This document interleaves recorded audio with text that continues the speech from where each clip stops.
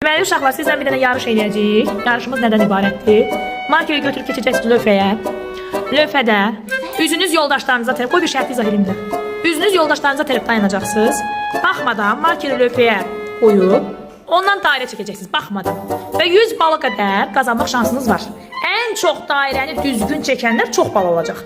Çox düz çəkə bilməyənlər aşağı bal. Yəni 1-dən 100-ə qədər bal qazanacaq. Aydın da hamıya şərtlər?